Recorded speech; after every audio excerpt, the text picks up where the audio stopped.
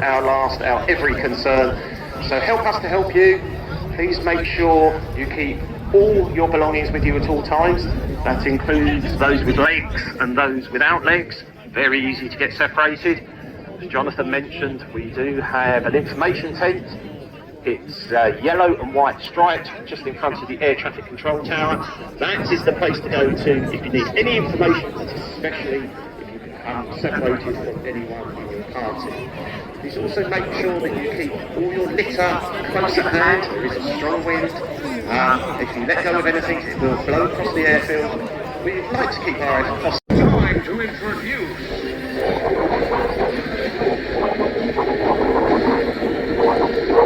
the Royal Air Force Falcons. The team coach, Flight Sergeant Liam Lyons, will be looking out the door, waiting for the right time to signal to the team to leave the aircraft. He will exit first, then each jumper will follow, exiting every 3 seconds into free fall. Turn and face the skies, get your cameras ready.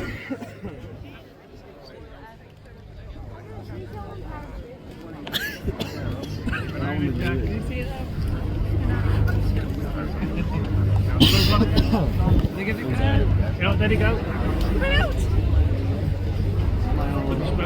Back to sea.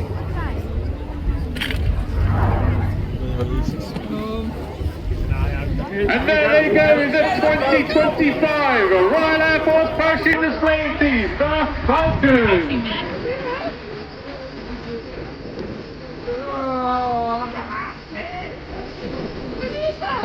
The red smoke trailing from their legs is created by smoke canisters attached to their boots, which were activated at the very last moment before jumping from the aircraft.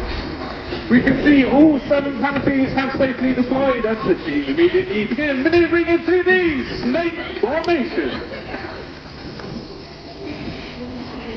For 2025, the team have been working on a very dynamic and routine over the winter months, and we hope you enjoy the visual spectacle as much as the Royal Air Force Falcons enjoy flying in.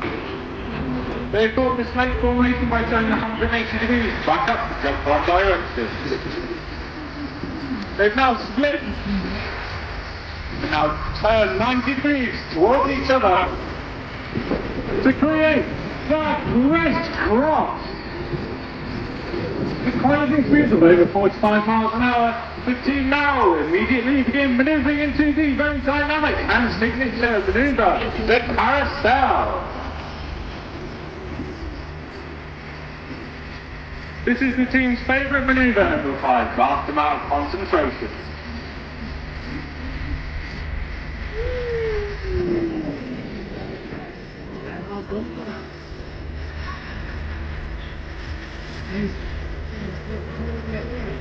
The team coach has called to an end for the carousel as they immediately begin manoeuvring into the sabre chase and our final formation for today.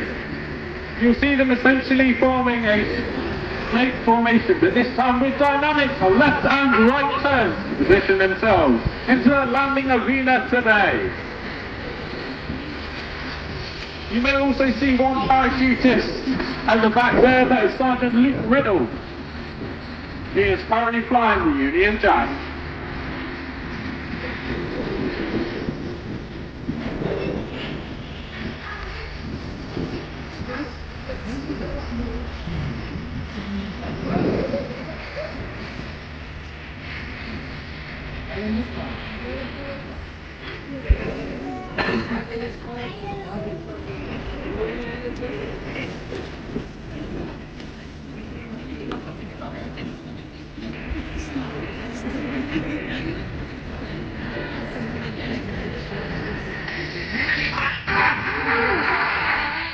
As the parachutist approaches these, they'll be able to hear you, so please put your hands together and give them a huge cheer to encourage them and to show your appreciation for the skills demonstrated today by the Royal Air Force Falcons.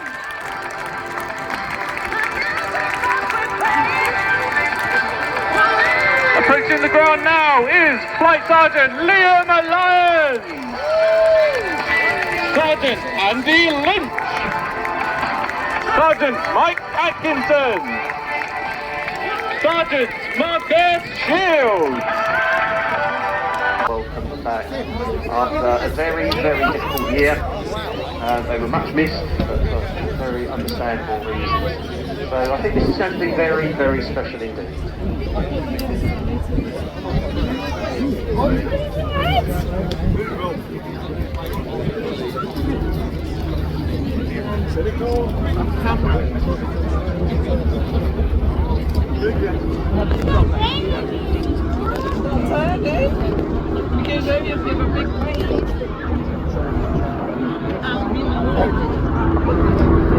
Ladies and gentlemen, I give you the Royal Air Force Battle of Britain Memorial Flight.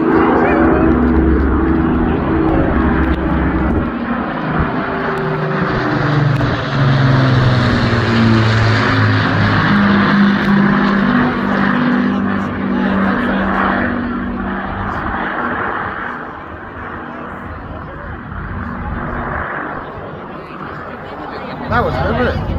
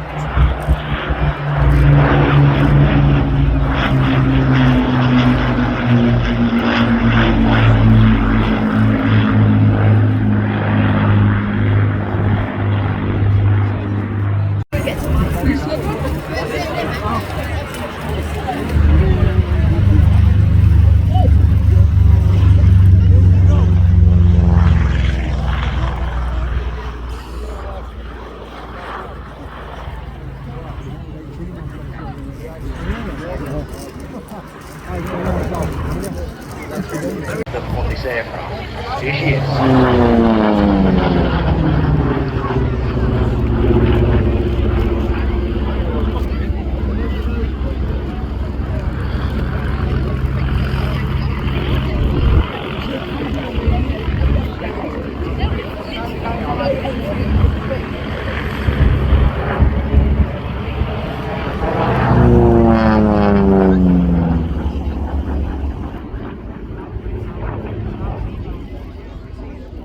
What a fabulous sound as the 2,300 horsepower Pratt & Whitney double wasp radial engine is really wound up in a dive, and showing us here something of one of the attributes that made this such an outstanding aeroplane, namely the fact that because it's so big and so heavy, it was an aeroplane that you could build up a lot of energy in a dive.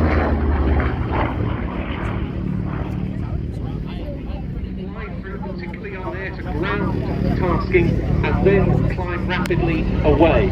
This was, however, also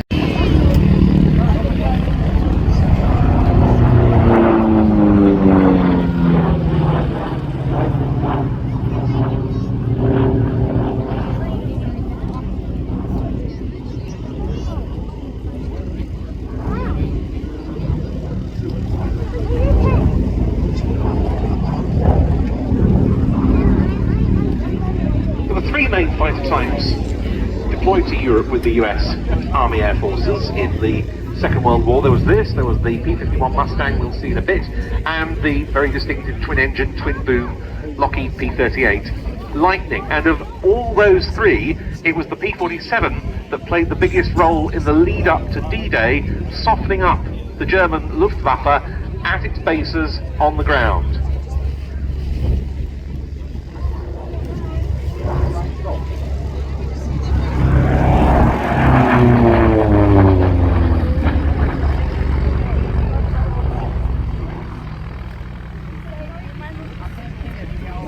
And you can see this one has got the black and white invasion stripes applied to the wings and fuselage, which were painted on as an identifier.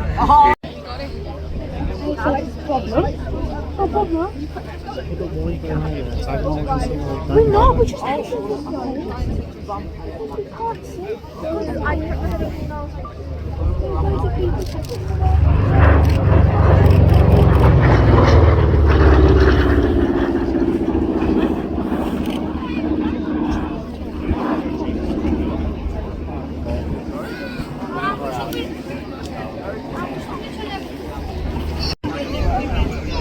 Why'd you do that?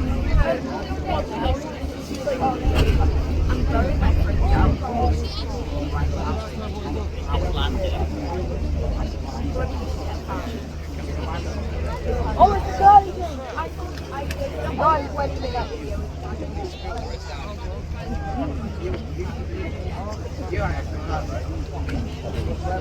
Yeah, you definitely. You're definitely. Oh, yeah. You can say that. It's alright.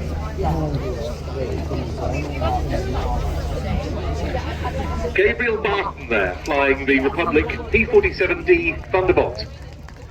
And we'll see the P-51 from the same operator, Fighter Aviation Engineering, a little less short, but a very sweet and loud exhibition from the F-35B Lightning II.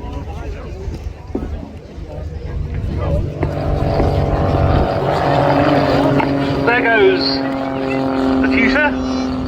We'll be seeing back with the from the civilian Cessna 170 would meet a US Army need for a new aircraft for the observation, fire control and liaison role. Importantly, it was to be of all-metal construction to replace the flanks of the earlier Type L4 and C-5 designs that were dated from World War II. First flew in 1949 into service with the US Army.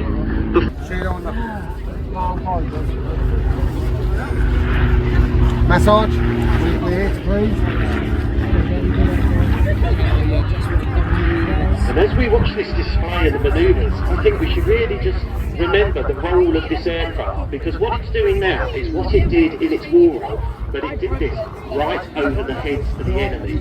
Its main job was to spot the positions of the enemy and then pass that information back to various platforms. That could be 4 F4s about to tip in and drop a lot of bombs. It could be to a ship out at sea to fire a salvo of 16-inch caliber shells. It could be artillery pieces. But its job was to get very low, very close to the enemy, and then pass that information back. That is a very serious military role. Yeah, the Forward Air Controller Airborne, as we now call it, FAC-A.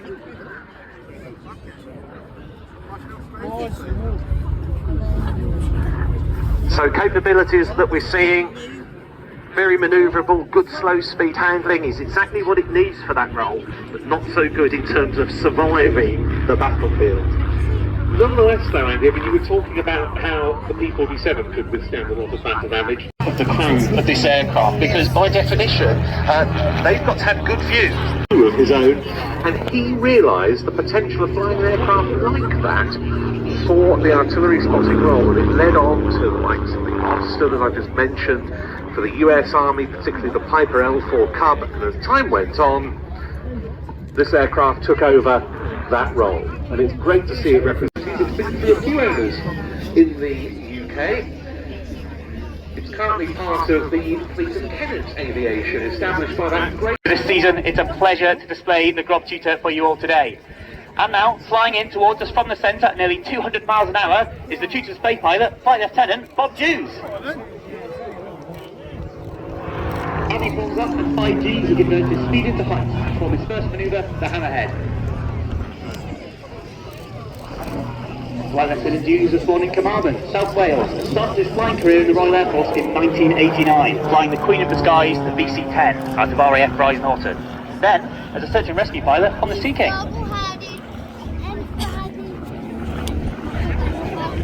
From the end of this half horizontal, Bob will push negative 2G to level the aircraft upside down for an inverted pass.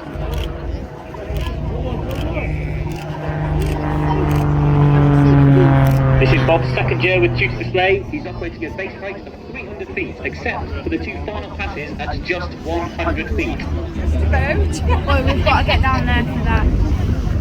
We'll go over those guys. No, you see where that kid is with that tripod thing? He's down next to him. The Tutor obviously is the first port of call for most people's experience with aviation in the Royal Air Force, be that Royal Air Force Air Cadets or University Air Squadron students. The next manoeuvre is a ballistic roll, which Bob can use to gain energy for the next part of the sequence.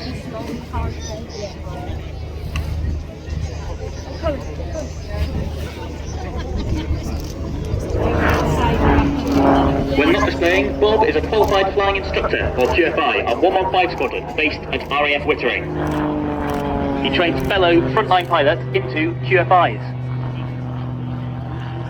During his varied career, Bob has amassed over 8,000 flying hours on 15 different aircraft types.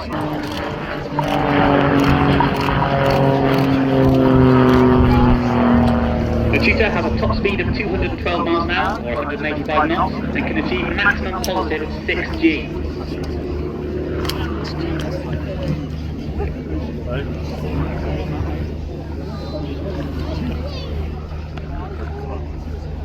Next, we have another wing over, a combined pitching and rolling manoeuvre used to turn the flight path through 180 degrees. You'll notice that every wing over is slightly different, as Bob carefully selects his flight path to cater for differing wind conditions and aircraft energy states. Displaying the Tutor requires careful energy management to its low power to weight ratio.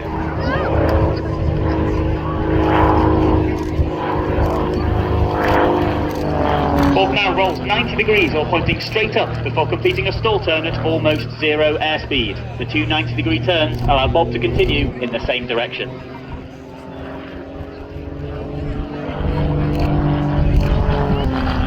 The Tutor is operated by school in partnership with Babcock International, primarily flying University Air Squadron students and RAF Air Cadets. There are 13 air experience flights across the UK that offer flights to up to 20,000 13 and 20 years old. 50 air cadets a year are now being taught to fly the Tutor up to solo standard. After this conventional stall turn, Bob will enter the slow roll.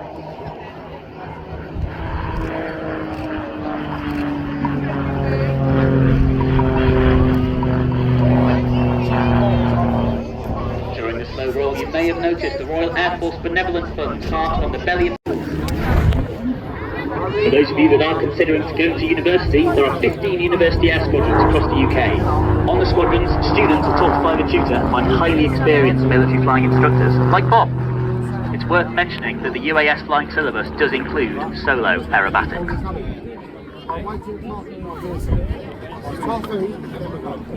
UASs also provide a huge opportunity for personal development, as well as a wide variety of adventurous training in the UK and expeditions across the globe. I used to be a University Air Squadron student, and it's the best decision I made in uni.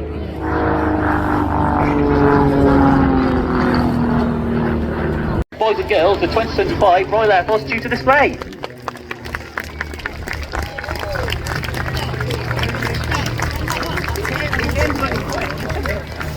Thank you very much for that great display. Very important aircraft. It's just going to fly across the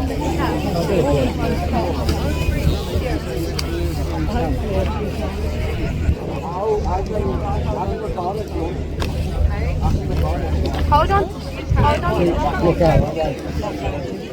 So we just have a couple of moments before the next display item. A reminder to not only look up while you're here today, but look down, look around.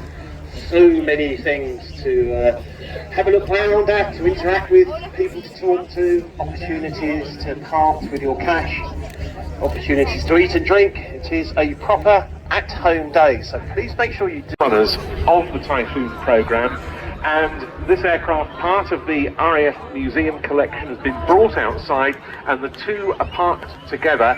I can't remember seeing this before. Ben, I think you're exactly right. It's a real recent piece of aviation history, and to see the two together, you can see the fact that the EAP was an experimental aircraft. It's part of the development, which is something we've done in aviation for many years. Think of the 707s that turned into the Falcon. It's always close to you.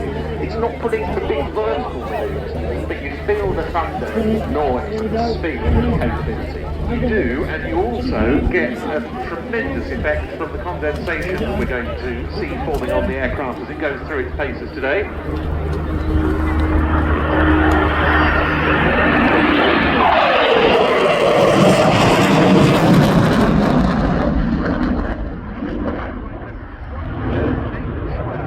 Number 29 Squadron at RAF Cosford Airshow on the Eurofighter Typhoon.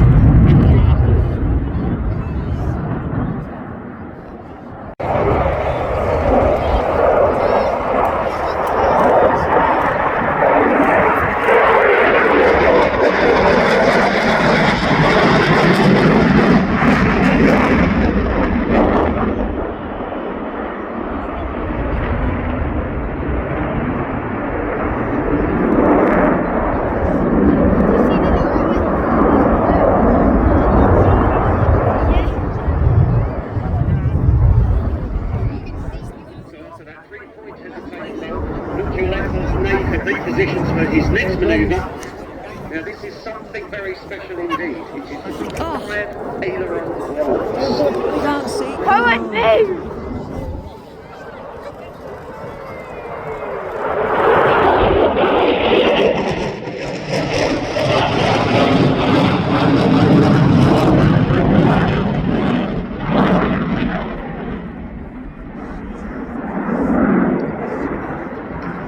Coming from the pair of Eurojet EJ200 afterburning turbofans, 13,500 pounds of thrust without afterburner, 20,000 pounds with afterburner engaged, and it powers this aircraft to a top speed of Mach 2.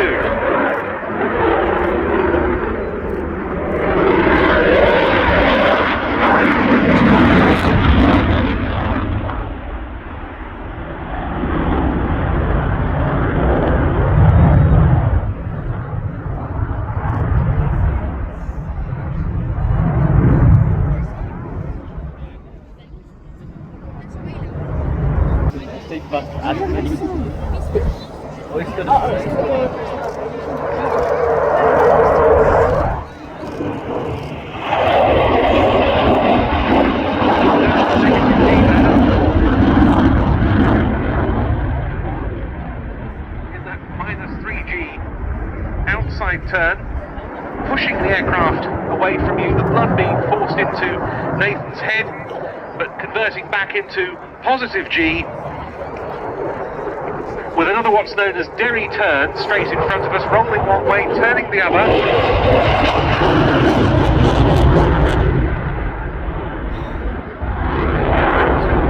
Aileron rolls on the outbound 45-degree line. And now we see something of that performance I was talking about as Nathan accelerates the Typhoon in for his high-speed pass. Pretty much as quick as he can go in the air-display environment, just up to 700 miles an hour.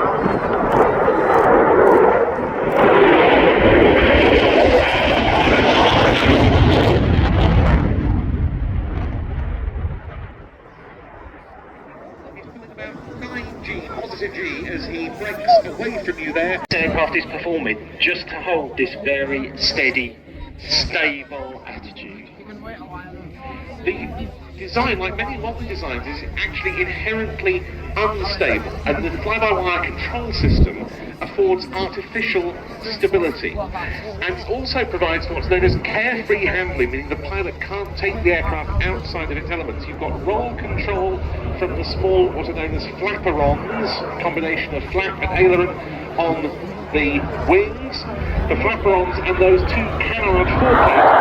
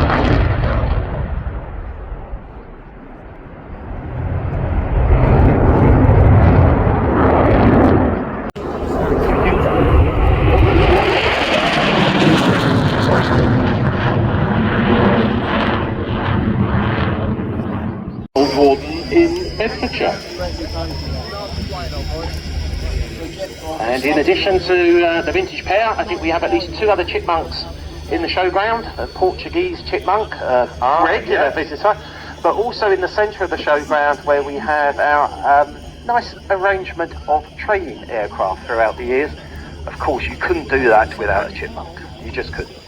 This aircraft was designed as a replacement for the de Havilland Tiger Moth biplane elementary trainer for both the RAF and the Royal Canadian Air Force, this being a product with Chipmunk of de Havilland's Canadian arm, but it was also to be produced by de Havilland at its plants in Britain, at Hatfield in Hertfordshire, and at Harden, which we were talking about earlier, the birthplace of the Battle of Britain Memorial Flights Lancaster, as well as there being production in Canada.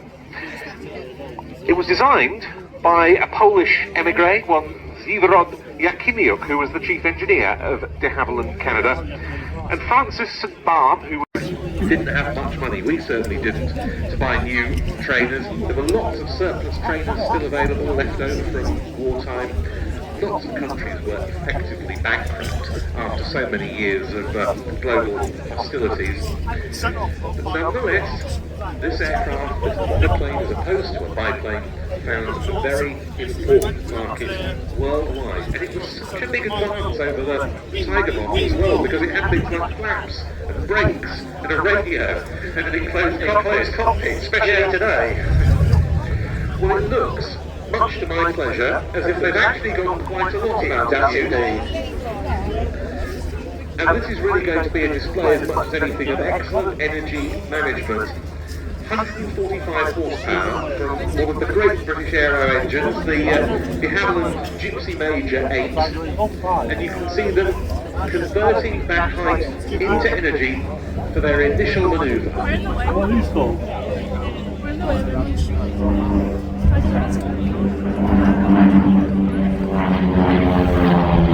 up into a very close formation loop.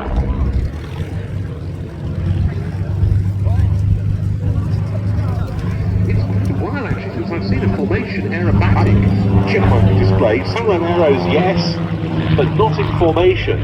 I think the last I remember were the Caledonian Chipmunks, about yes. 10-15 years ago. Based in Scotland, yes. We had them display at Lucas a few times. Yes, I've seen the likes of John Romaine and Lee Proudfoot perform formation arrows in Chipmunks at Duxford, but this, as I say, a new departure for the vintage pair this year. An initial 3 loops.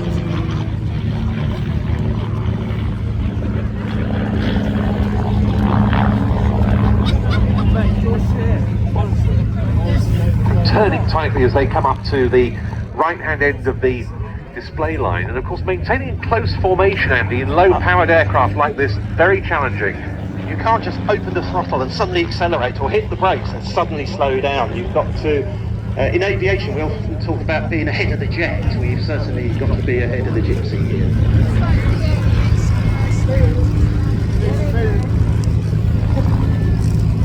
If you think about what you need to do now, it's far, far too much.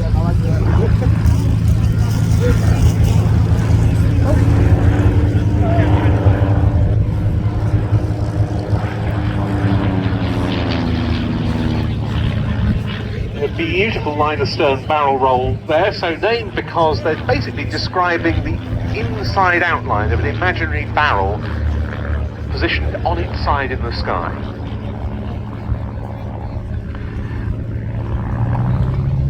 The first Chipmunks were delivered to the RAF 75 years ago this year to the Oxford University Air Squadron at Kidlington. Shepherd lead, Blackstone Jaguar, Wenlock useful in all sorts of crew training roles. There was, for example, a dedicated bombing training, the AT-11 Kansas, which there's one airworthy in Germany. But here's the Royal Netherlands Air Force historic flight example of the Beech 18. We'll take off.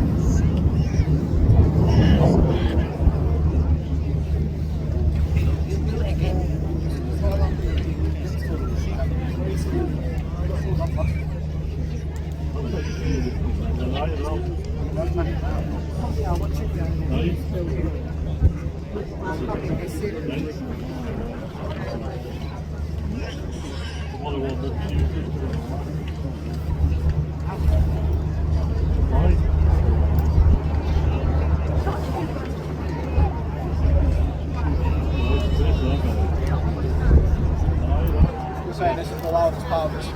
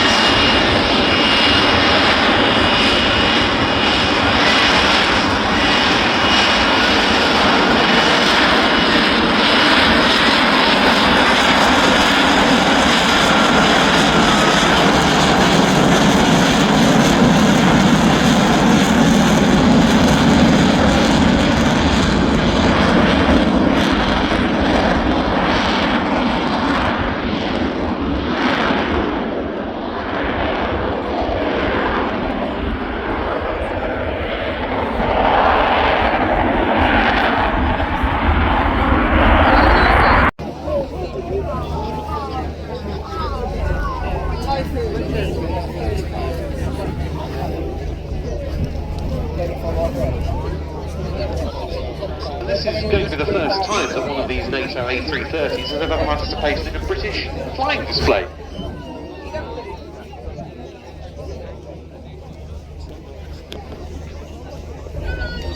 Operating under the appropriate call sign Multi-70.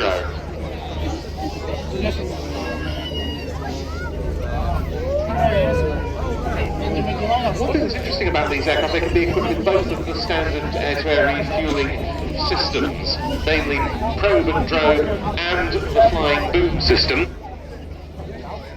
enabling maximum operational flexibility. There it is for this very rare appearance out to our left, the NATO Multinational Multi-Role Tanker Unit, Airbus A330. Take loads of shots, kid. Take loads of shots. Yeah, I will. Make sure you get a good video.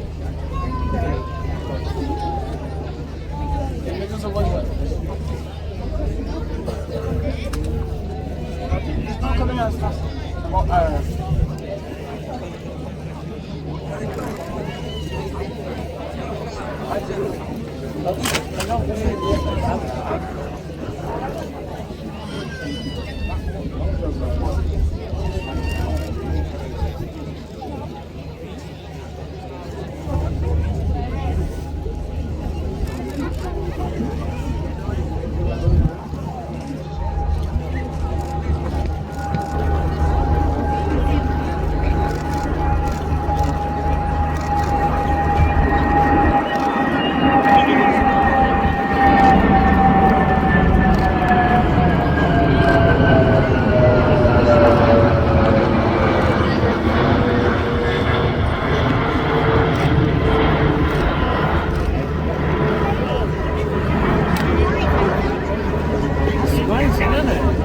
A fabulous first for Cosford.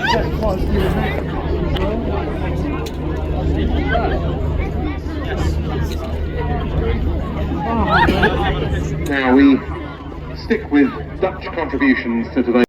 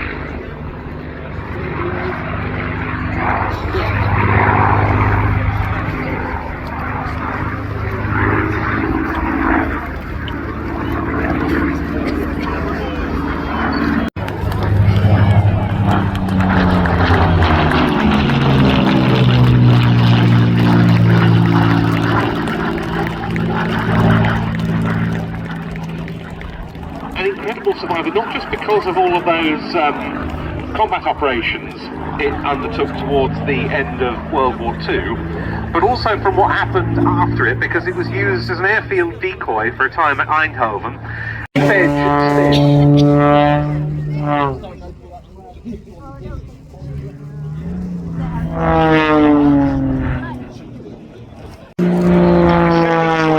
Turn through 180 degrees back onto the display line.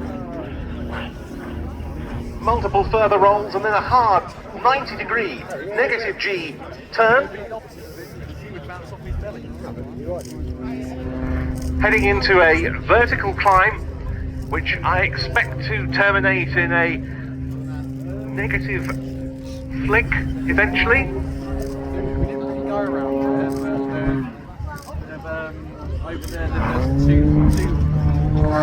Exiting inverted. Again, very, very uncomfortable for her. Continuing into and through the vertical.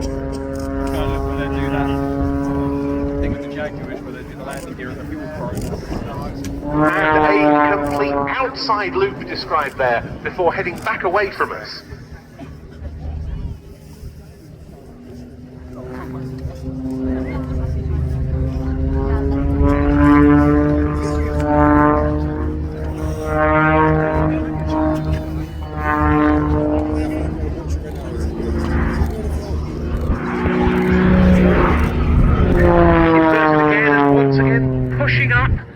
Remaining inverted. Ouch, that looks very uncomfortable indeed. A flick roll at the apex.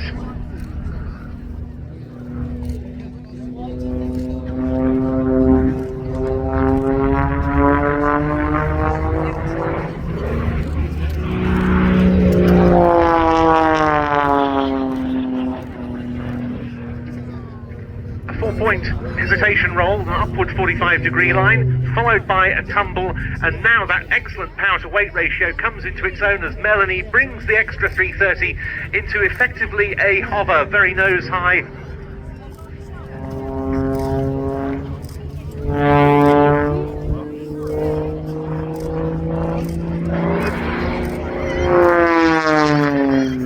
Isn't it easy to see why she's won all of these titles at competition level, and also gained such a reputation on the international aerobatic display circuit as well. A lot of use of negative G in this display, as in this descending episode.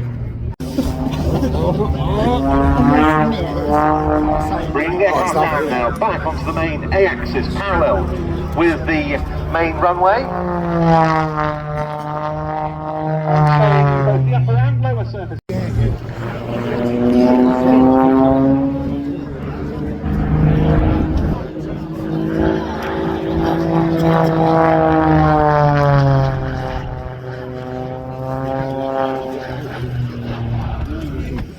The only one I like is much good with his jet. He's got the ground underneath.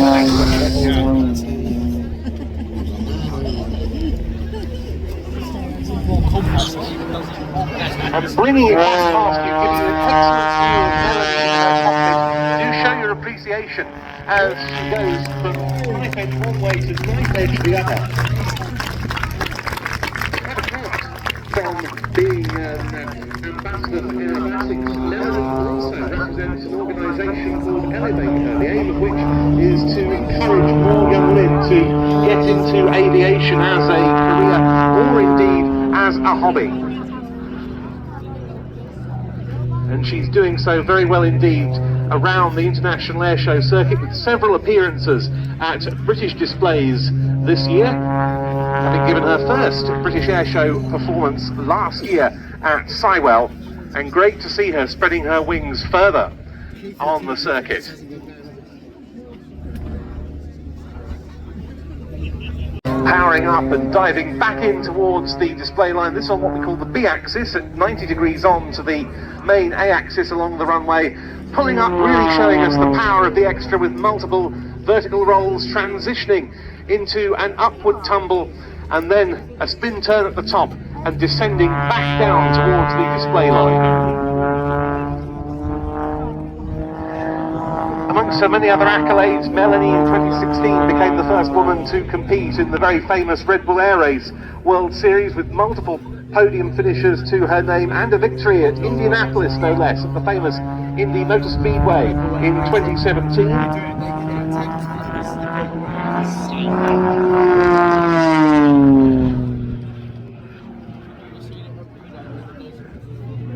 This aircraft very much at the cutting edge of the modern unlimited aerobatic art. Rolling tail slide.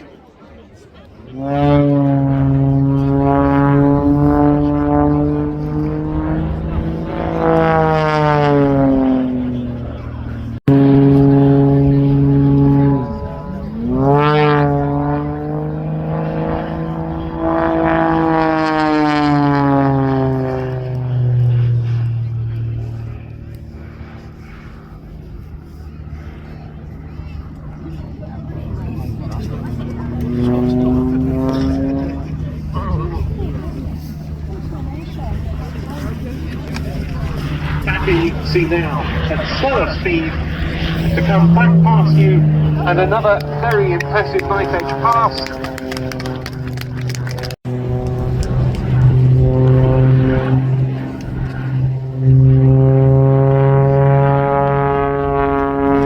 This is such a varied display of different figures, but interspersed with these nice low close passes. As part of the British Commonwealth Air Training Plan, which will probably come afterwards. The Swedish Air Force, for a long time it was a ground instructional airframe. It was returned to flight in Sweden, but in 2016 it was bought by Champion Jones training on the Battle of Britain veteran Mark I. And why did it do all of that so well? Well, it was such an excellent advanced trainer for all sorts of reasons. Pretty powerful. Right, and blue. So make sure when you arrive, give a huge round of applause, a huge cheer, and I'll transmit that very warm welcome from RAF Cosford to the pilots on their arrival. So please put your hands together for the 2025 Royal Air Force Aerobatics team. It's the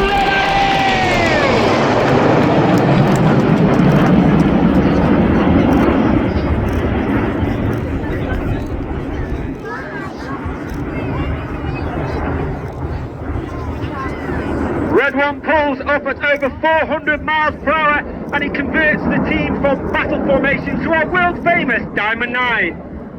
The aircraft slowed to approximately about 120 miles per hour, reaching a height of over 5,500 to 6,000 feet, as Red One brings that Diamond 9 down and bends it round to the right. Red One this year, once again for his second year as a team leader, is squadron leader John Bond, known as Bondy. Bondy's actually done 7 years in the team. He did 5 years in Reds 2 to 9, taking a year out and then becoming Red 1 last year. He's a former Typhoon pilot, and he also flew the Tucano as a qualified flying instructor, where he flew the Tucano display aircraft in 2012. Now moved into 9 Arrow. The smoke will come on once again. It's the Red Arrows. On the right-hand side of Red 1 is Red 2. That's Flight Lieutenant Grob Thomas. Rob is in his first year on the team.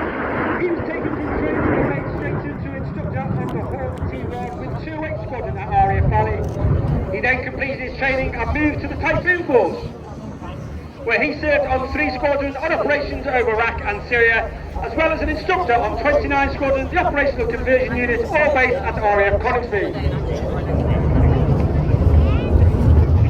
You'll now see those wings, all the even numbers on the right or the odd numbers on the left make themselves make rearwards in one of the widest formations that we fly. As the formation rolls out, this is the Swan.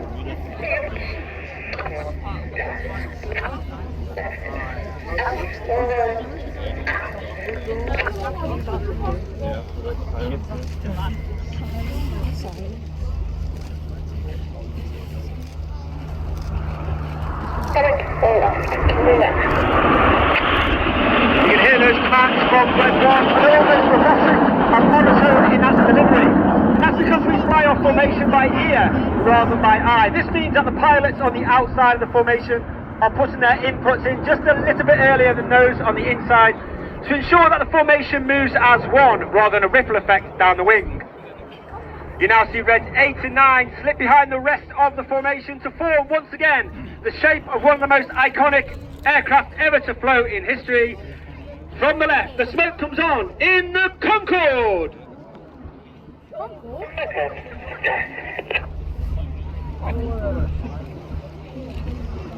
On the left-hand side of that centre stem, closest in at the front, is Red 3, Flight Lieutenant Andrew McEwen, known as Hacker. Hacker again is in his first year on the team. He's previously flown the A38B, a Harrier variant with, on exchange, United States Marine Corps, before then returning back to the UK and flying our newest aircraft, the 5th generation F-35B, with 617, the Dambusters at RAF Marham.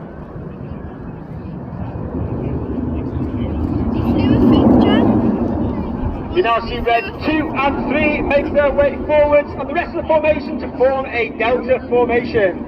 And in celebration of 20 years of the Royal Air Force Typhoon display team, from the right, this is Typhoon!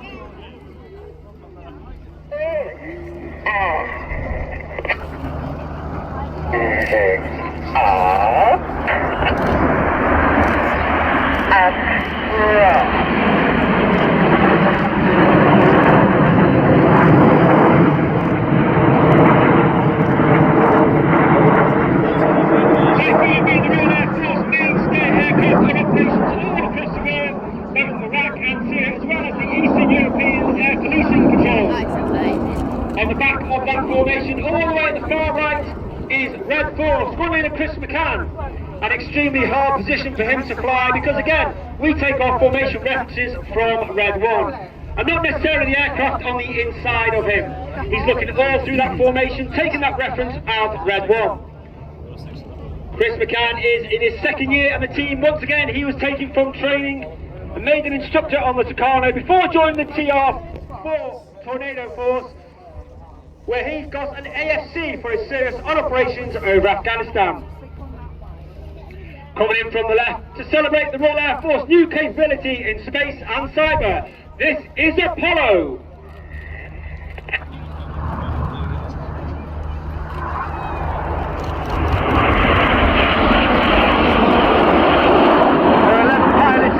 Have Reds 1 through 9 displaying in front of you. We are, of course, commanded by Officer Commanding RAF Red 11 Wing Commander Adam Collins, former Tornado GR4 pilot.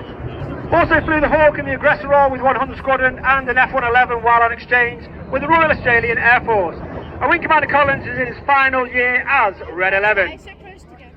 You now see him split once again with Red 6 and 7 in trail. Royal Air Force Cosford, get your cameras ready for the colourful and noisy Big Vixen.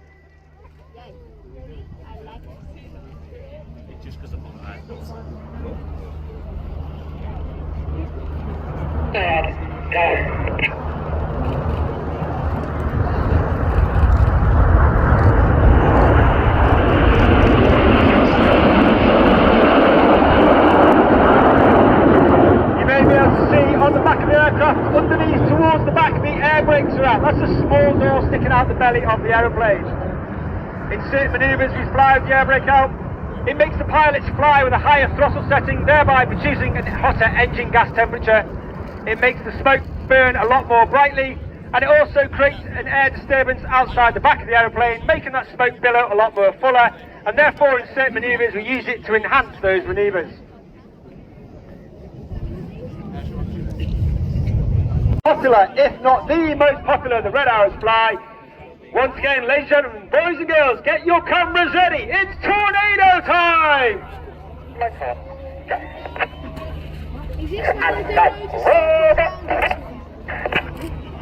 Eight and 9, roll goes. Reds 8 and 9 roll around the rest of formation. Watch for the colour change as Red 1 brings them down the line.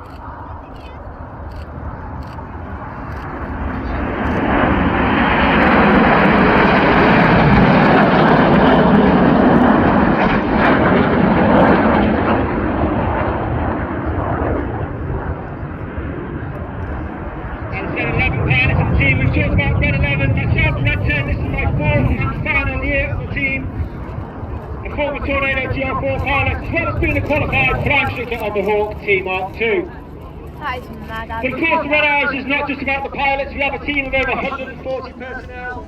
Over 120 of them are the engineers, the logisticians, the visual communicators, the administrators, and they are known as the Blues due to the colour of their blue flying coveralls.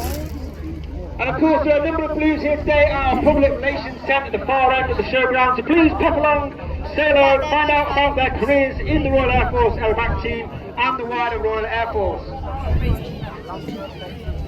You'll see Reds 8 and 9 have now joined the rest of the formation, and this will be your last opportunity to catch the Red Arrows in our world famous Diamond 9. So once again, ladies and gentlemen, boys and girls, from the left in the Diamond 9, the Red Arrows.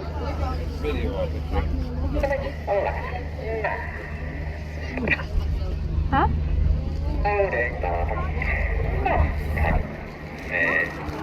As we start the second half, it's the more dynamic half-pump jaw-dropping formation, and we're starting with the same formation as last year. It's the 5-4 split.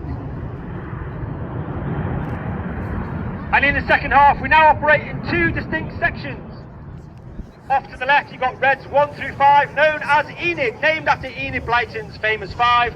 And off to the right, Reds 6, 7, 8 and 9, known as Hannah, named after Squadron Leader Ray Hannah. One of the first members of the Red Arrows. He's the first team leader to lead the team for 4 years. He took the team from a 7 to a 9 and formed our world famous Diamond 9. Enid from the left, Hannah from the right for the colourful 5-4 cross. Come on, put it in the middle.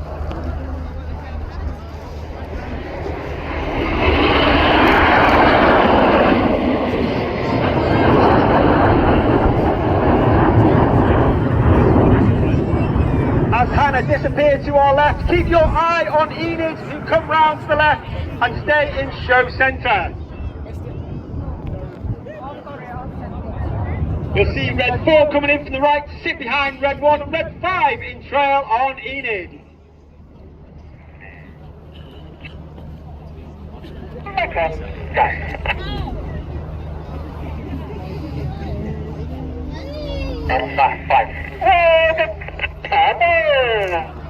Number 5, roll go, as number 5 rolls around the smoke of Enid in the twister.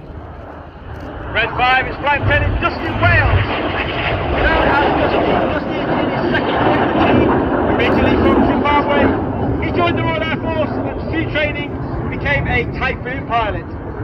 He flew with 11 Squadron, 41 Squadron, the Test and Evaluation Squadron, before becoming an instructor on 29 Squadron, all based at RAF Coningsby. Look directly to your front and you'll see the smoke of Hannah running back in, looking for the red and blue from Red 8 and 9. Get your cameras ready for the Hannah break.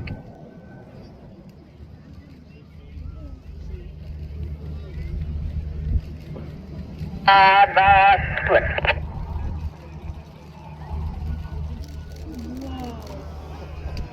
Red 6 and 8 to our left-hand side, Red 7 and 9 to our right-hand side.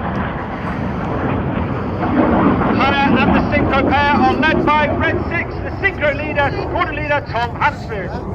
Tom is in his third and final year on the team, a former Typhoon pilot and qualified weapons instructor on the Typhoon, where he was responsible for teaching all weapon tactics and technical information to the Typhoon force.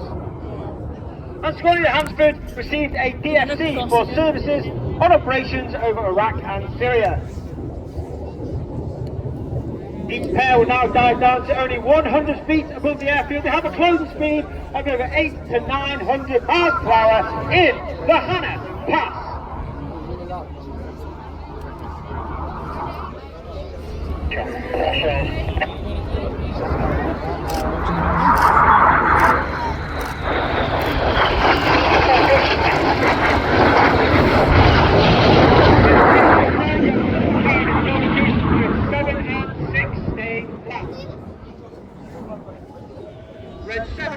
I do not get these. Now, up to 6G, making everything about them weigh 6 times heavier. To our right hand side is Red 7, Flight Lieutenant George Hobday. He's in his second boomerang.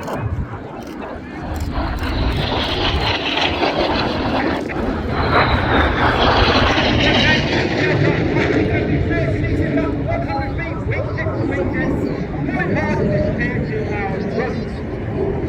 to your red 9, smoking red, as he flies to Enid in the Goose.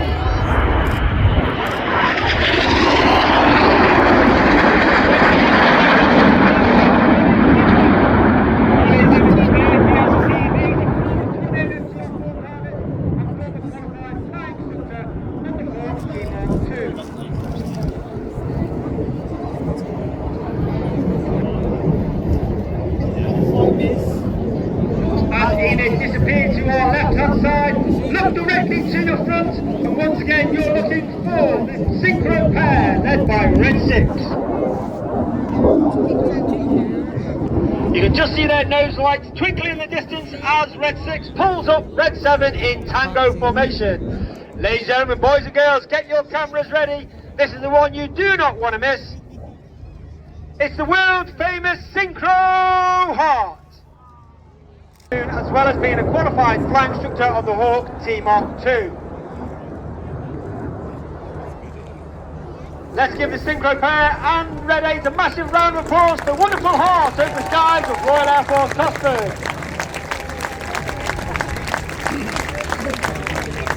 Keep your eye on Red 6 and Red 7 as they come back towards the display line.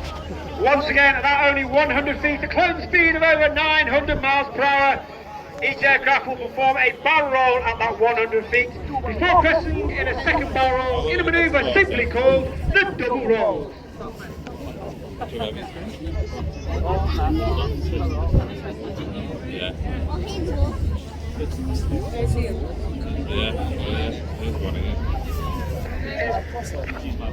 Oh, look here. Look here. Oh, look. Red one.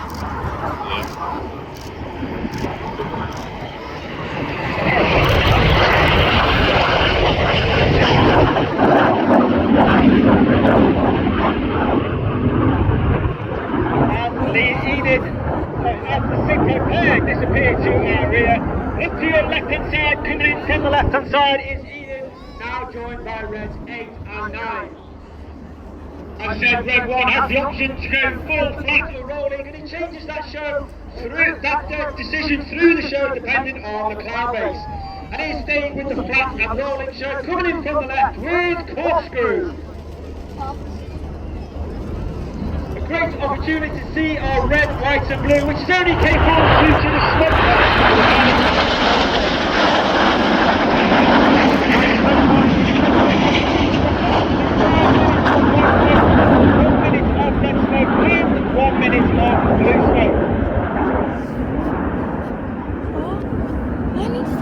Those smoke colours are selectable by their own button on the pilot's control column, and through the winter training we come up with a smoke plan so we do not have a mistake or get the wrong colour at the wrong time in the display. Red 7 from the right, Red 6 from the left, barrel rolling back down to 100 feet before crossing in the centre for the circus.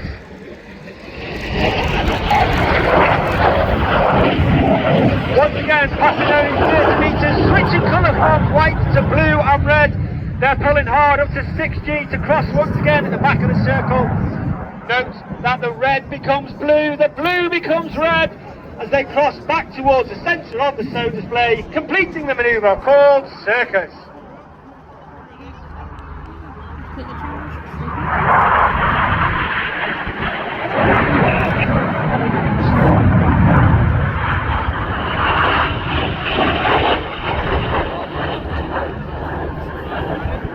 Look to your front right 45 and you can see Enid start to pull in the white smoke in trail. And once again our famous red, white and blue comes on as Red 1 performs a barrel roll in the sky, leaving a snake-like smoke trail in the sky in the Serpent.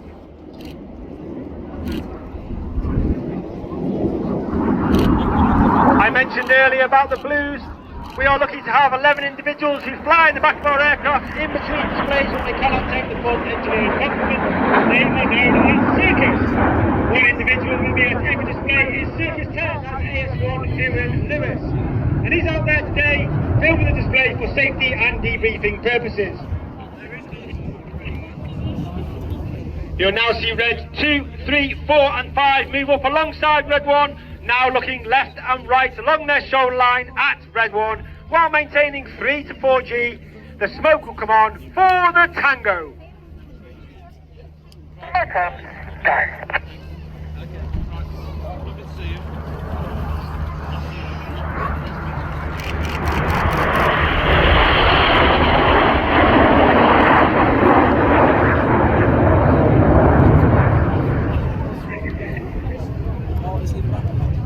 As Enid leaves to our front left, you're looking to the left now for Red 6 and 9, Red 7 and 8 from the right hand side. For one of our new manoeuvres for 2025, Red 6 and 9 now roll inverted, working hard against that negative G in the manoeuvre called Chainsaw.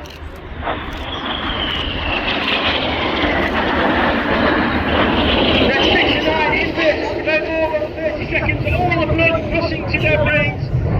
Fighting hard against that negative G, working that, making that G suit work extremely hard, and then rolling the correct way up with a small amount of positive G to lead the display area to our front.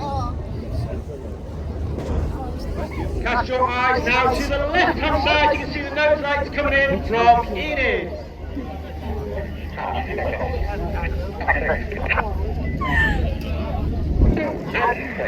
Wow. 2 and 3, roll, go. There's 2, 3, roll to the outside. Clear, go. There's Reds 4 and 5, roll to the outside. And one of the hardest manoeuvres for our new pilot, Keaton, after this.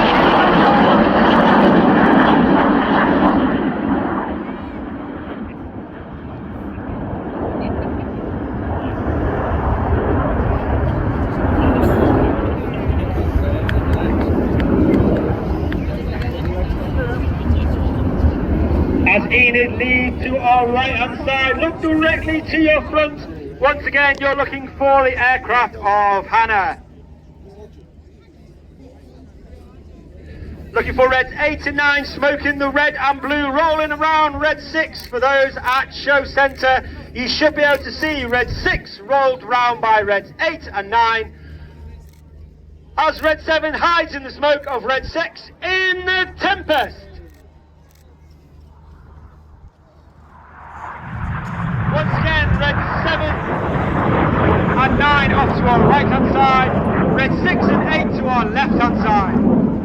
The synchro pair once again will pull up to approximately 1,000 to 1,500 feet, turn back towards the display line for their final manoeuvre of the show.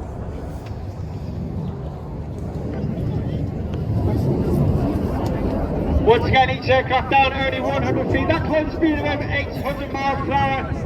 Each aircraft perform a barrel roll, followed by inverted flight in a manoeuvre called the crossbow.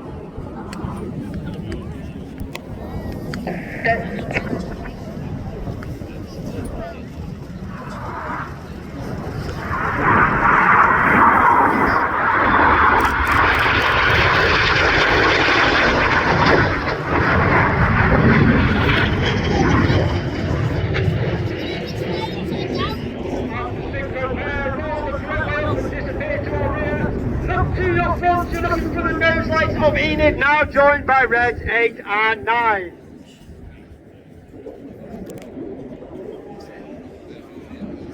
Ladies and gentlemen, boys and girls, get your cameras ready. Please put your hands together for the 2025 Royal Air Force Aerobatics team. It's the Red Arrows!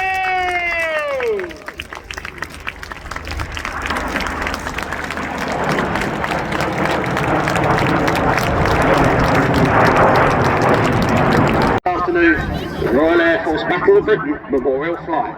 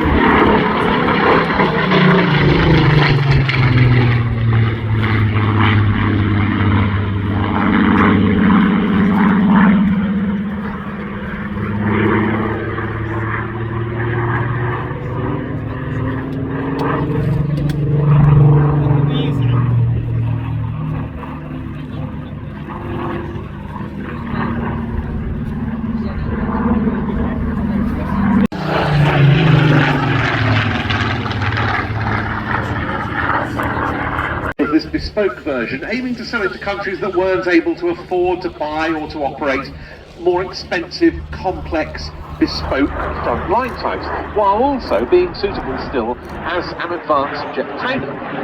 So they strengthened the airframe, they gave it extra armour protection, fitted an upgraded version of the Rolls-Royce Viper turbojet engine, and crucially 4 underwing weapons hardpoints, which could carry gun packs, bombs, drop tanks, and so forth. Which we will see demonstrated towards the end of this display. We will, because this is where we use up the pyrotechnics that were intended for the Army Air Corps roll demonstration, but sadly, for technical reasons with the Apaches, we're not able to see today. So the Skymasters will be showing us something of their original in-service roll. The Royal Saudi Air Force became the first customer for this aircraft. It had 47 of them. 146 were built.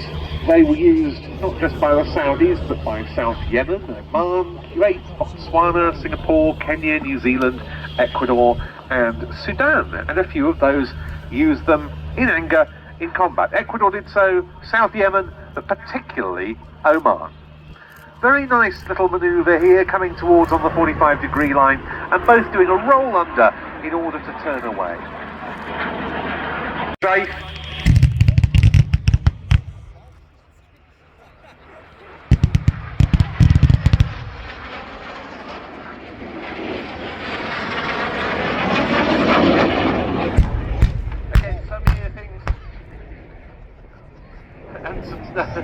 Delayed action, heavier weaponry there. I think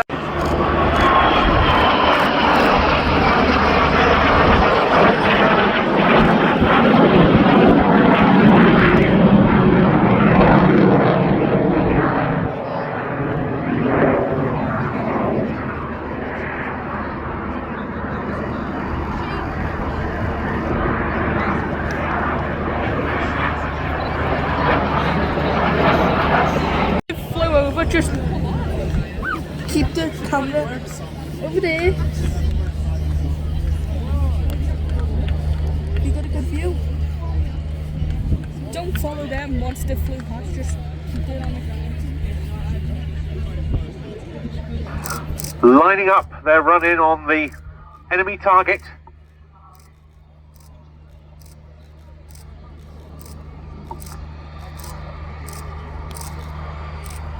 And as they pull up, they've delivered the coup de grace.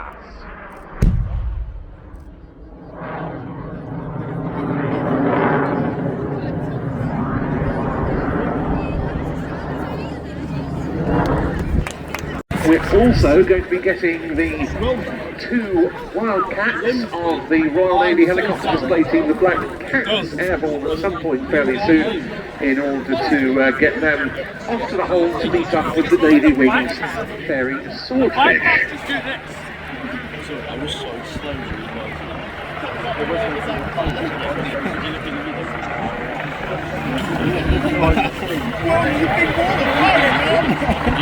I forgot to mention who was in the 2 Strike Masters. It was Ian Brett and Sean Shidenshin.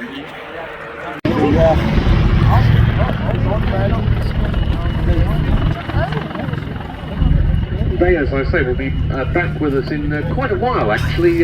They've got quite a long hold. As I say, the Swordfish should be in the vicinity waiting for them while we enjoy the stylings of our second national team of the day, and an absolutely outstanding one. I love watching this next team, particularly at a slightly smaller venue like this one, where the display really fits into the confines superbly. It's almost made to measure, I think, for Cosford. It just looks and feels so right in this sort of shape and size of arena. And the same goes for a very good helicopter team routine, as we will see from the Black Cats. Off they go. Nice to have them back as a pair. Yeah. It's been a while, and they've got to, yes, find a certain biplane. In the next 15 minutes or so, that could be quite interesting. Man approaching from the front left in the flying diamond formation, followed by a looping the amazing and internationally renowned PC-7 team of the Swiss Air Force. Ladies and gentlemen, please welcome the great and unique Swiss Air Force PC-7 team.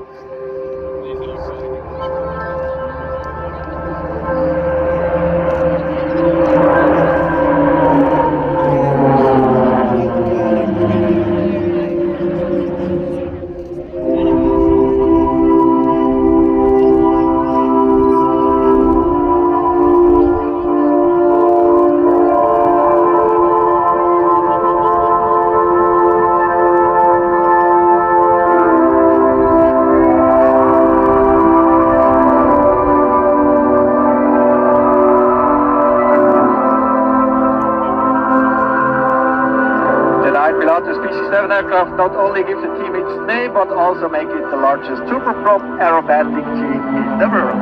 Dynamism, elegance and precision, that's what the Swiss PC-7 team stands for. With interactive formation changes and varying figures, these military pilots offer extremely professional flying display and document the performance of the Swiss Air Force. You already observed the next formation change into the Super Flash, and now the next change into the formation called Delta, our largest formation, with a wingspan of around 70 meters, equal to an Airbus A380.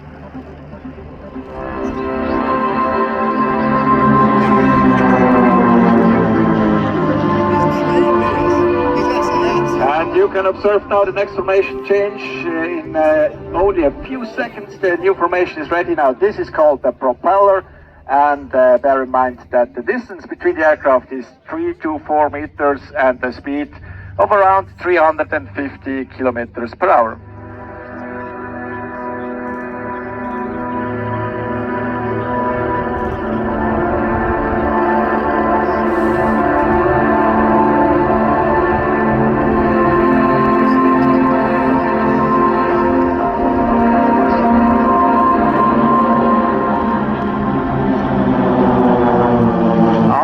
This overflight, the next formation change into Artemis. It looks like a rocket, and pay special attention to the two lost aircraft.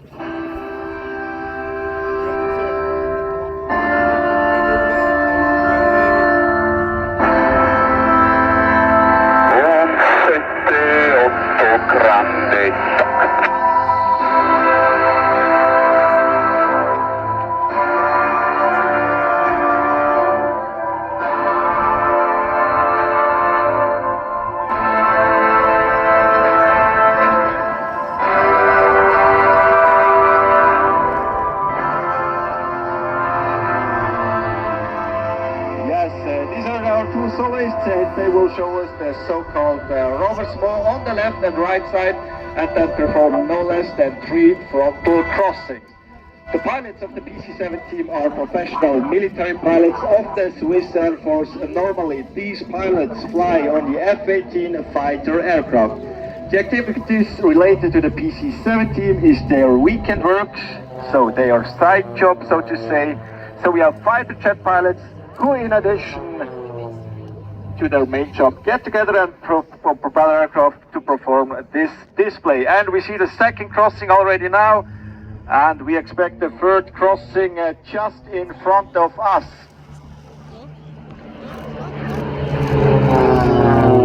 Very nice flown, and now take a close look to the front left, the so-called rolling dice. Indeed, from the front you can see a dice with the number 5. 2 aircraft are circling around it. A really very elegant, almost romantic maneuver, the rolling dice of the PC-7 team.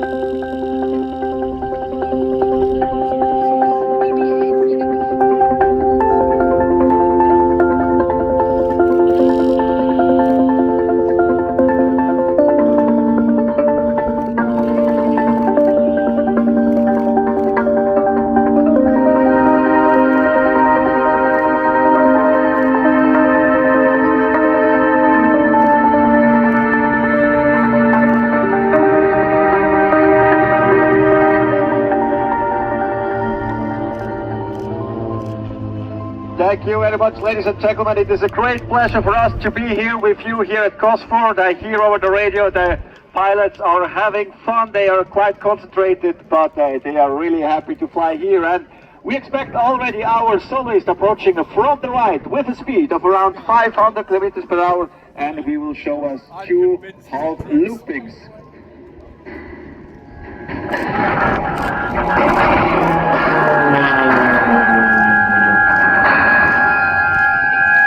First half looping, then half a roll. He pulls off for the second half looping. Now the airspeed is decreasing.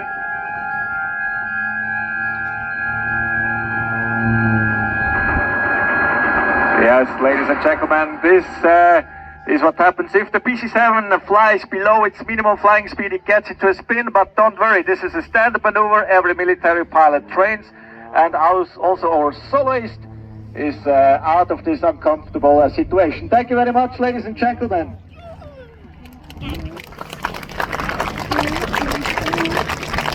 We expect the next highlights in the front of us. 8 aircraft are approaching after, again, our soloist coming back for roll, quarter roll. And now look to the front. We expect the other 8 aircraft, and they will present us not less than 4 crossings with 2 times 4 aircraft crossing each other. Actually, it will be 3 crossings. So now they arrive, 4 from the left, 4 from the right. Now absolute trust between the leaders of each formation is needed, and they will just cross in front of us.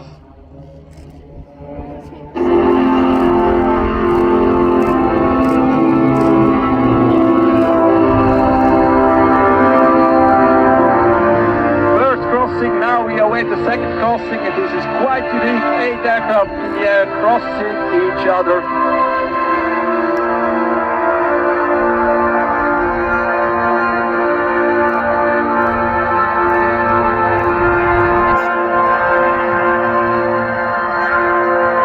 And we await the last crossing just in front of us, and after this crossing, follow your eyes. The planes who are flying away to the left side, they will show us again 4 loopings.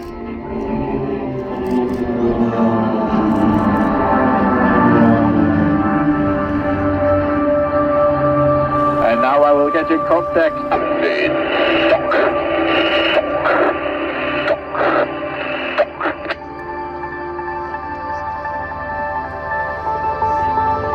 That, ladies and gentlemen, is Swiss precision at its best, and I will introduce these pilots to you. In the front you find the leader of the PC-7 team, Captain Andreas Menk, nickname Mengster, followed by Lino Müller, nickname Richi, then Captain Cedric Bissinger, nickname Butzi, and in the back Captain Simon Puri, nickname Hampi. As I told you before, all experienced military F-18 fighter jet pilots of the Swiss Air Force.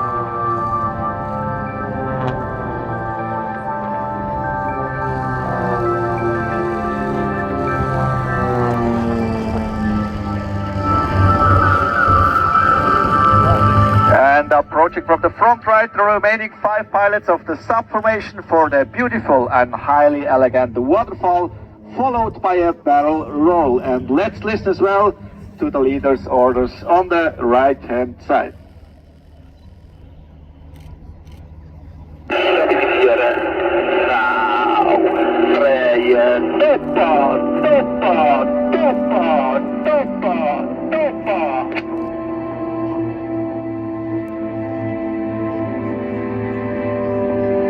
I would also like to introduce these pilots to you. In the front, the sub-leader of the PC-7 team, Captain Marius Enker, nicknamed Pneu, followed by Captain Yannick Lauper, nicknamed Cindy, then Captain Sandro Chinotti, nicknamed Yuri, then Pascal Haltenstein, nicknamed Aldi, and in the back our soloist Captain Silvan Andreken, nicknamed Gollum. Thank you very much.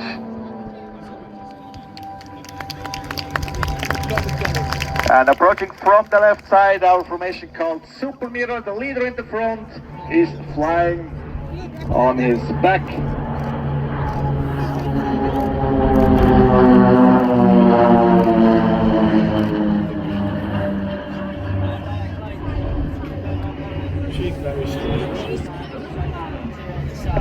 We are continuing with the romantic part. Please look straight ahead. There, we expect the 4 pilots to draw something very special for us in the sky of Cosford. So watch carefully.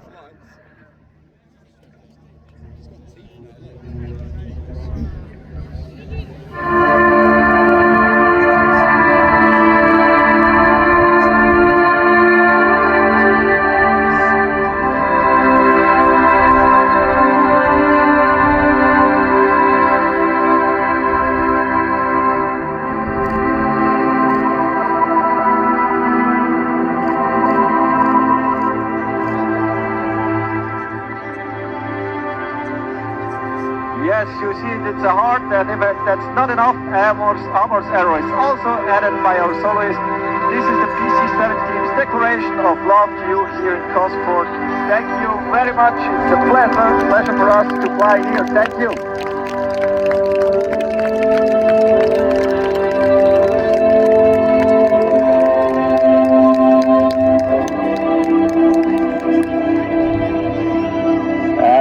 Continue with the next spectacular crossing. 2 aircraft from the left, 2 from the right. Will show you the so-called collider crossing in front of us.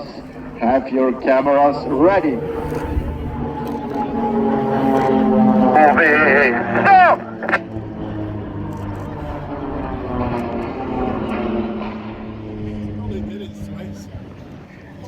And again, our soloist approaching from the left side with a slow roll, difficult to fly without losing altitude. And it remains dynamic. Look to your right and to your left. There is 4 aircraft who have crossed before. They will present us the so-called dogfight, 2 versus 2, 2 aircraft from the left and 2 from the right will present us a simulated air combat maneuver, our formation called Batman. So get your eyes ready for the simulated air combat maneuver 2 versus 2. Batman, fight. And not enough with the 4 aircraft, our soloist again is pulling through all the 4 aircraft into the sky for a short time, 0G at the top. And he pulls down again through all 4 aircraft. Our air combat maneuver by the Swiss Air Force PC-17.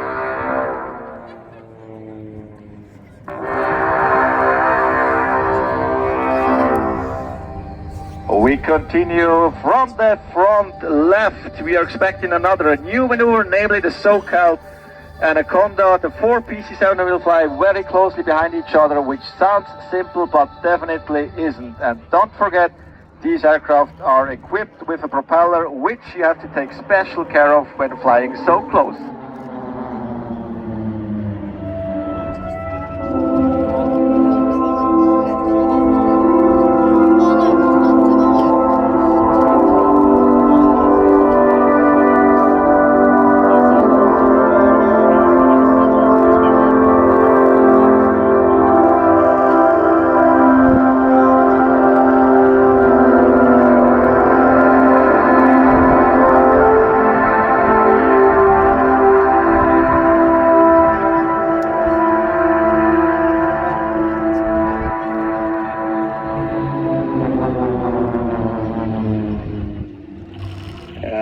Continue with the dynamic part.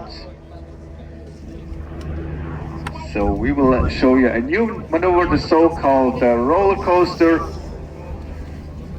1 aircraft is approaching from the left, the other one from the right, and will draw something special again into the sky.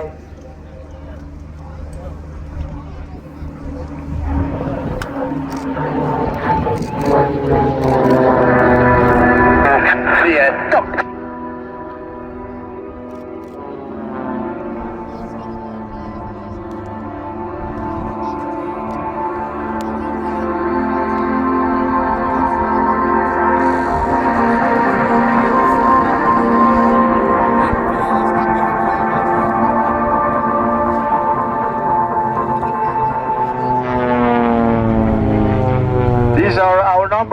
7 and 8 from the PC7 team, our two soloists. And we expect again number 7 to come back and present us a so-called dirty roll. Why we call it dirty roll? Because the pilot flies this slow roll with the landing gear and flaps down, which is not the case with a normal clean roll. This requires very precise control of the aircraft with constant checking of speed and altitude, and as well of the allowed G values.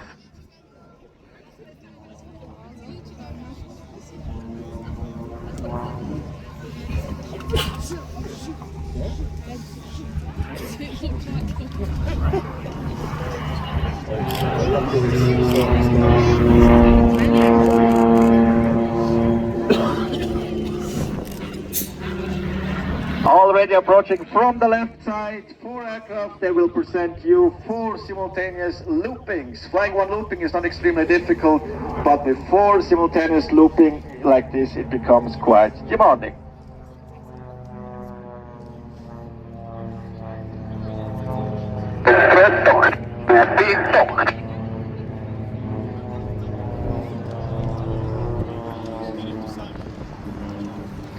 So all pilots have to pull the stick with the same force, fly at the same speed and at the same angles to make it look even and precise. Thank you, ladies and gentlemen.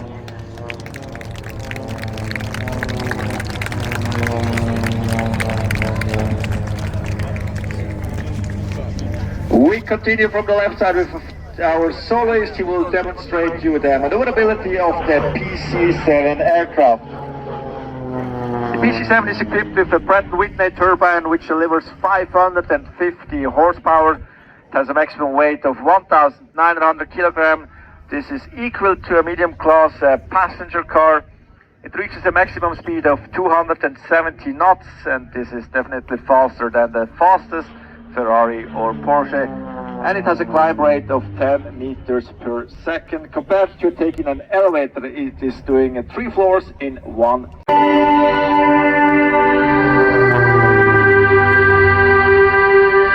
And like we know him, he doesn't have enough of flying. He shows us again another maneuver before he's coming back and presenting again a tango.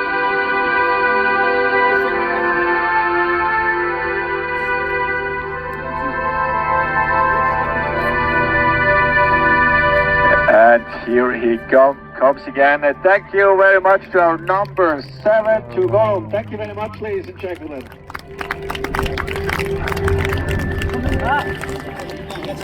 Yes, and formed a tunnel which allows us to our soloist approaching from the left side to cross this tunnel in any moment. Have a close look now.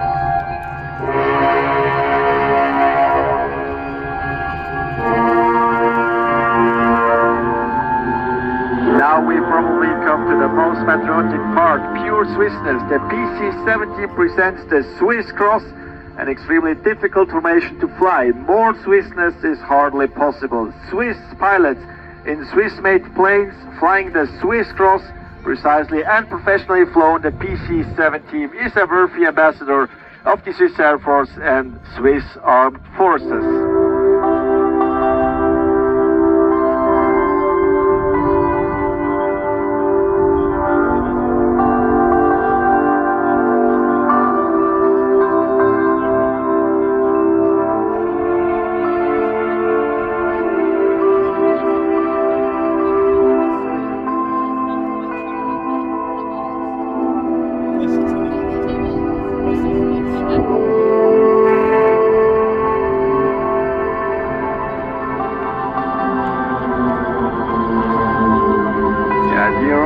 We are approaching the end of our flight demonstration. I now hand over for the closing words to the leader of the PC-17 team, Captain Andreas Menk, called Mengster, and I switch directly into the cockpit.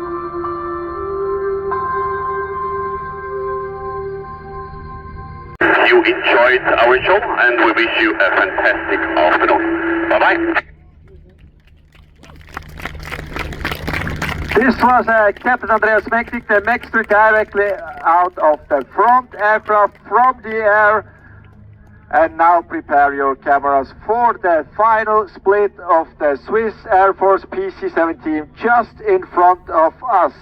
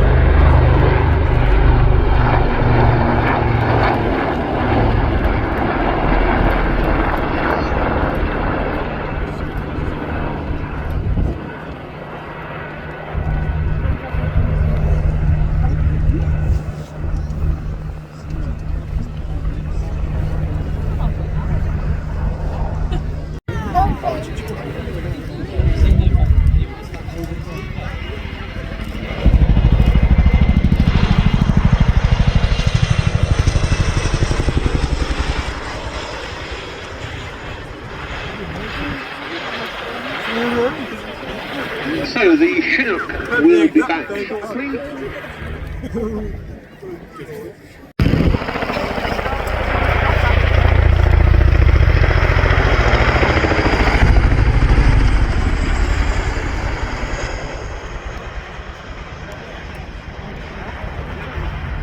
So with a bit of a flourish, the Chinook repositions to enable the two American fighters to head on their way, and then it'll be...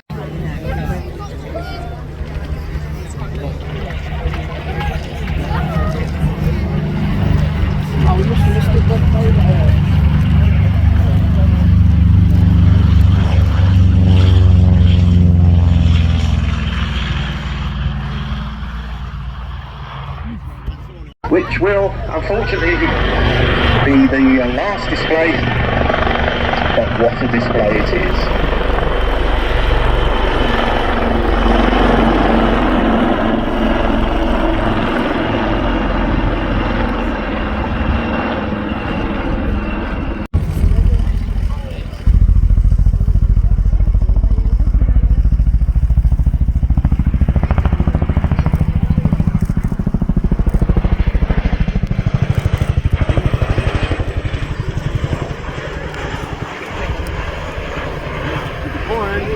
There she goes. The Chinook is deployed operationally all over the world. It is the go-to aircraft for the rapid insertion. On the show, Cal's given us a wing over, rapidly turning back onto target, trading his speed for height and back again.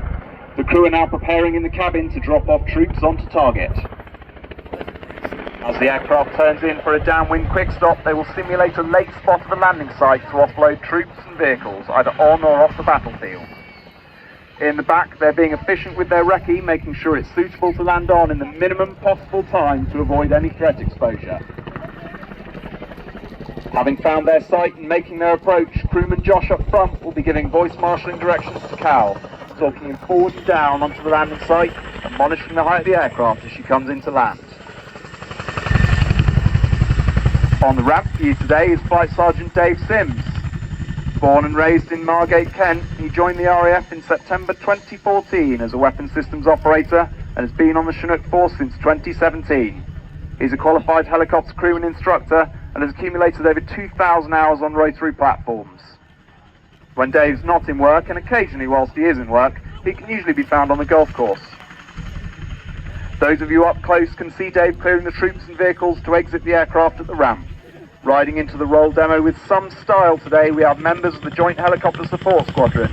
Keep one eye on that quad bike if you will, to see just how critical these enablers are at working fast.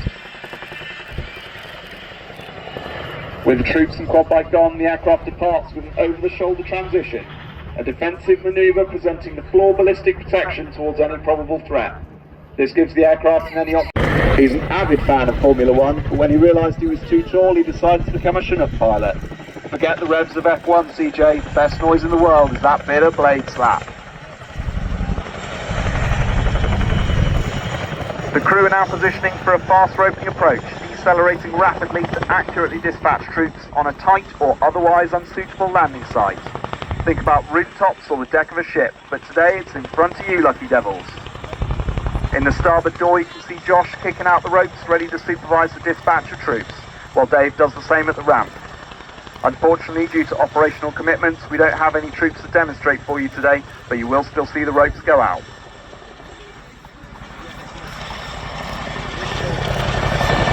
Up to 30 troops could begin departing a hovering Chinook in less than 2 minutes with that profile. Not just troops, stores of kit, and even some furry land sharks, more formally known as military working dogs. The hookers holding their arms up, and one is holding a static discharge probe, or zapper snapper. They make sure to touch that hook first to dissipate any static electricity, which is critical in dusty environments like a desert, saving a nasty shot. As they transition away with that quad bike, they're watching the swing. Chinook is used in operations moving stores, freight and vehicles everywhere from Afghanistan to Whaley Bridge.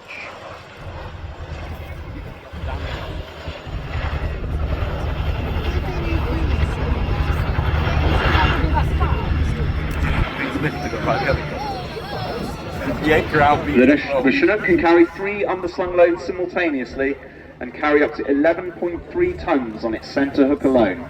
This quad bike attached to the aft hook weighs just 350 kilos, but if it can be rigged, the Chinook and the hookers can take it. This capable aircraft is even able to pick up another Chinook, albeit with a few bits cut off to save some weight, with seating on the floor up to 50. The raw power and versatility of the Chinook is all down to its iconic tandem rotor design, giving you that whocker. It provides huge amount of lift, a large cabin, and is all achieved without any of that dangerous messing about with tail rotors.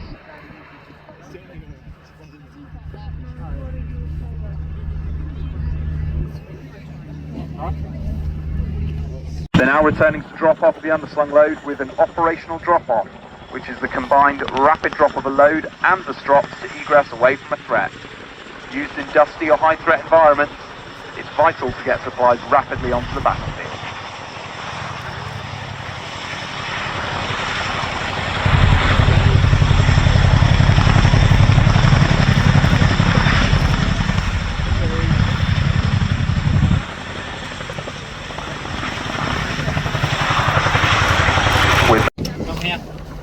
As Cal brings the aircraft back in, he'll be looking to set up at 80 knots and then fly a constant 3-degree approach to flare the aircraft's last bit of speed off at the bottom end.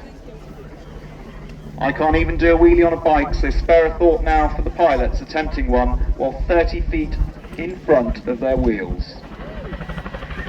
Josh is monitoring the height beneath the front wheels while Dave monitors the aft disc. At 26 degrees nose up, those aft rotor blades would strike the ground, and nobody wants that to happen, let me tell you. The teamwork amongst the crew allows for effective information to be passed to Cal and CJ as they handle this long machine.